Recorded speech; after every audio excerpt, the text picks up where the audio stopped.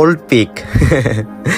এখন তো video upload দেওয়া যায় না, সবাই ভিডিওর কমেন্ট বক্সে কমেন্ট করে ওল্ড পিক ব্যাক চাই।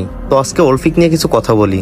গাইস, মনে পড়ে যখন আমাদের ওল্ড পিকটা ছিল তখন আমরা ওল্ড পিকটাকে কতটা অবহেলা করতাম। আমরা সেখানে ঠিকমতো ল্যান্ডিং করতাম না, আর যদিও বা ল্যান্ডিং করতাম তাহলে হাতে গোনা 2 থেকে 5 জন সেখানে ল্যান্ডিং করতাম।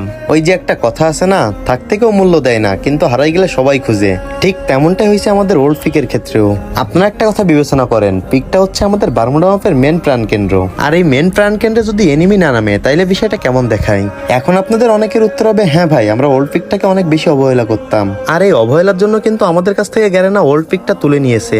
দেখেন গাইস, এখন নতুন যে পিকটা দিছে এই পিকে কত কত এনিমি নামে, কত কত ফাইট হয়। যাই হোক গাইস, থাকতে কেউ মূল্য দেয় না, এই কথাটা আবারও একবার প্রমাণিত। তো আপনাদের যদি আসলে আবারও ওল্ড পিকটা ব্যাক লাগে তাইলে আপনারা গ্যারেনার যে অফিসিয়াল সাইটগুলো আছে, ইউটিউব চ্যানেল বা ফেসবুক পেজ, সেখানে গিয়ে কমেন্ট করতে পারেন। যদি আপনাদের আগ্রহ গ্যারেনা বুঝতে পারে তাইলে হয়তো ব্যাক দিতে পারে।